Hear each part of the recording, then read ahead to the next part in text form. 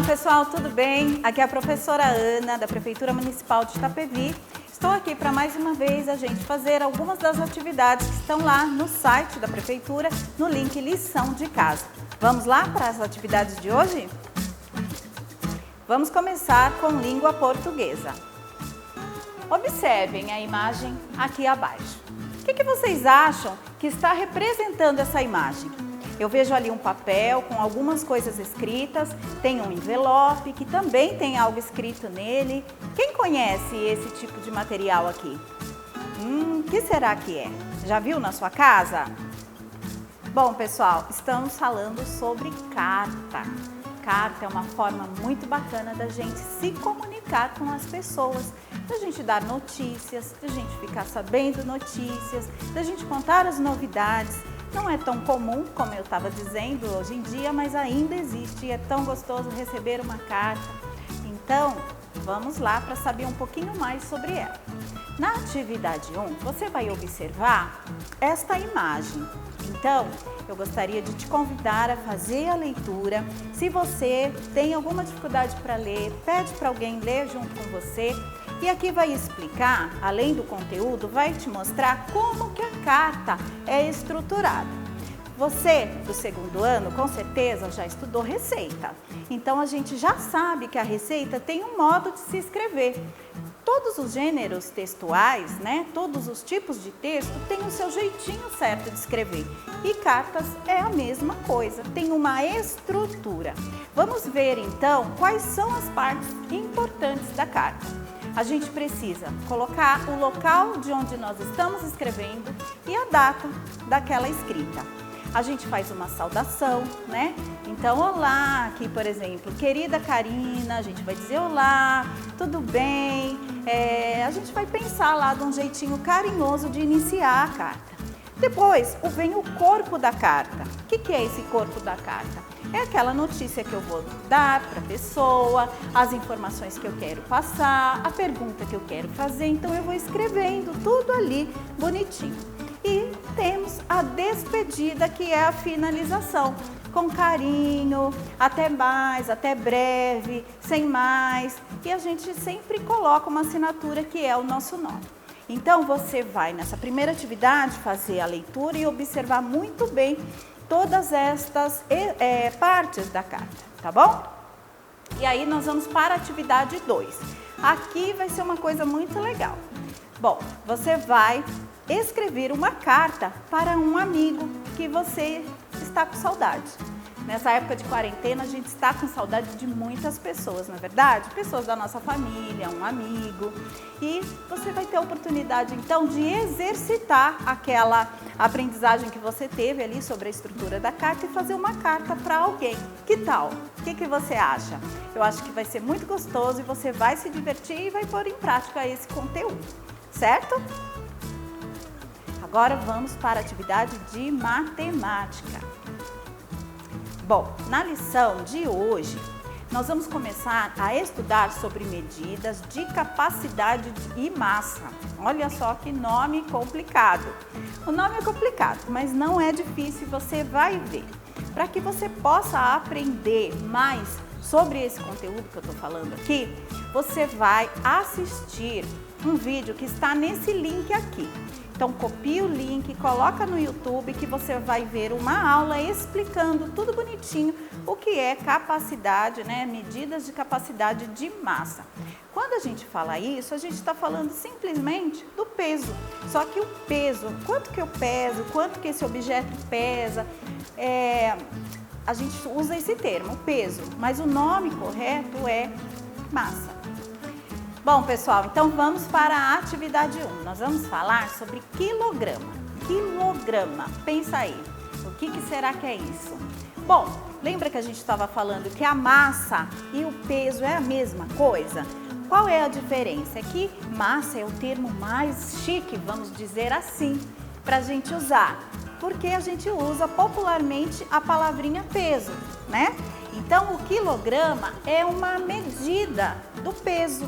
Quando a gente vai pesar alguma coisa, a gente vai classificar, né, por meio de um nome. E o nome que a gente vai usar é quilograma. Então, uma coisa tem 1 quilo, tem 2 quilos, tem alguns gramas, é assim que a gente faz, tá bom? Bem, depois que você entendeu isso que eu falei, você vai colocar a mão na massa, olha só. Você vai procurar aí na sua casa alguns objetos. Então, você vai ter que encontrar alguns objetos que pesem menos do que 1 quilograma. 1 quilograma é 1 quilo, tá? E alguns objetos que pesem mais que 1 quilograma. Então, você vai encontrando aí na sua casa e vai separando tudo que pesa menos e tudo que pesa mais. Aí você pode me dizer assim, mas professor, eu não tenho balança, como é que eu vou saber? Você vai por aproximação. O que você acha? Será que tem 1 quilo? Menos de 1 quilo? Mais de 1 quilo? E outra coisa que eu vou te orientar, dá uma olhadinha nas embalagens que normalmente vem escrito lá, né? O peso daquele produto, tá? Então, você vai separar, tá? Então, agora eu vou te mostrar uma tabela que você vai usar todos esses objetos que você separou para fazer o registro, tá bom? Vamos lá. Então, você vai encontrar esta tabelinha aqui, você vai fazer no seu caderno, copia no seu caderno. Então, o que você vai fazer? Primeira coluna, objeto. Então, você coloca lá o nome do objeto. Vou te dar um exemplo aqui. Você pegou um pacotinho de pipoca que tem lá na sua casa. Você vai escrever pipoca, menos de 1 quilograma ou mais de 1 quilograma. Então, você vai, né, fazer como eu te orientei. Ou olha na embalagem ou pelo que você acha, né, ali mais ou menos sentindo. E aí, você vai fazer um X, se tem mais ou se tem menos. E aí, você lista todos os objetos que você conseguiu separar na sua casa e vai fazendo, assinalando, tá bom? Muito simples, né? Então, depois nós vamos para a atividade 2. Aqui nós temos uma imagem de um gráfico, né? Eu acho que você já viu um gráfico, que é essa imagem aqui que a gente vai colocando informações, né? Vamos colocando dados ali e essas informações vão nos mostrando alguns resultados.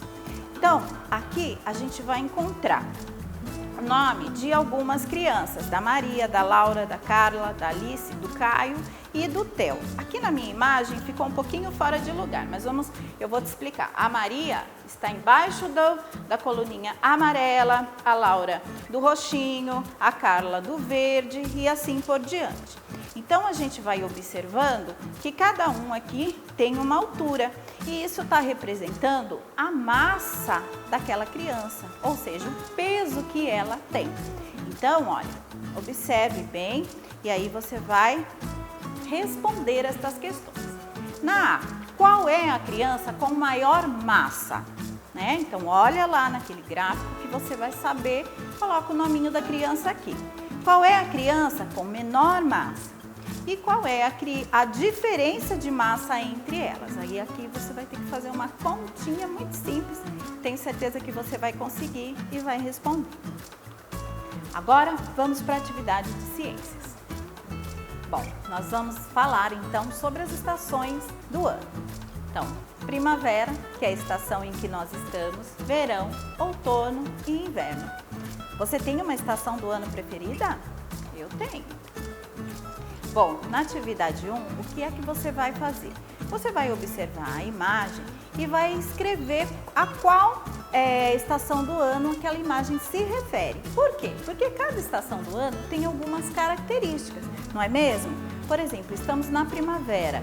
O que a gente está observando? A gente observa que tem mais flores, que as flores estão florindo, já não tem mais aquele clima, né, aquele frio. Quando a gente fala do inverno, qual característica que a gente lembra, né, que a gente sabe que acontece no inverno? É aquele clima mais frio, que a gente precisa ficar mais agasalhado. No outono, o que a gente vê no outono? A gente vê que aquelas flores lindas, né, que nasceram ali na primavera, elas começam a cair, vai havendo uma renovação. E o verão, então, nem se fale, né? É aquela época gostosa também, com aquele calorzão que a gente, né, às vezes vai lá pra praia, às vezes a gente vai na piscina, toma banho de mangueira, pode chupar um sorvetinho mais à vontade, porque a estação do ano permite. Embora a gente tenha, né, uma estação preferida, todas elas são importantes na natureza. Então, o inverno é importante, o verão é importante, a primavera é importante. Então, mesmo gostando ou não gostando, a gente tem que aceitar todas as estações do ano. Então aqui é muito fácil, é só você observar e registrar a qual estação do ano se refere a imagem. Depois você pode pintar também esse desenho, vai ficar bem bonito.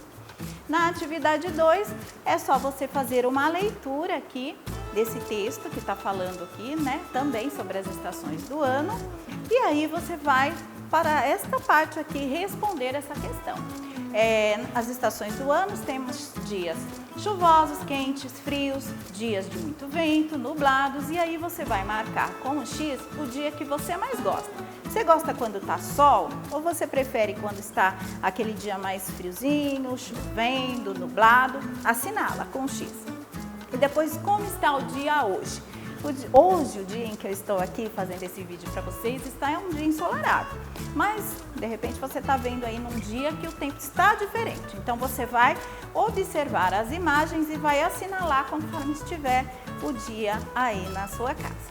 Tá bom? Depois, nós temos aqui nos dias de chuva, podemos brincar de... Então, quando está chovendo, pensa bem, o que você faz? O que você costuma fazer? E mesmo que você não faça, que outras brincadeiras e atividades você poderia fazer na sua casa quando está chovendo para deixar esse dia gostoso, mais animado? E nos dias de sol, podemos brincar de... Muitas coisas, né? Então, você vai registrando aqui, tá bom? Bom, pessoal, eu quero agradecer pela aula de hoje, espero que vocês tenham gostado, façam as atividades, se lembre que a gente ainda está na quarentena, então tome todos os cuidados, se precisar sair de casa, você já sabe, use máscara, faça muito bem a higiene para que a gente possa se manter com muita saúde. Muito obrigada!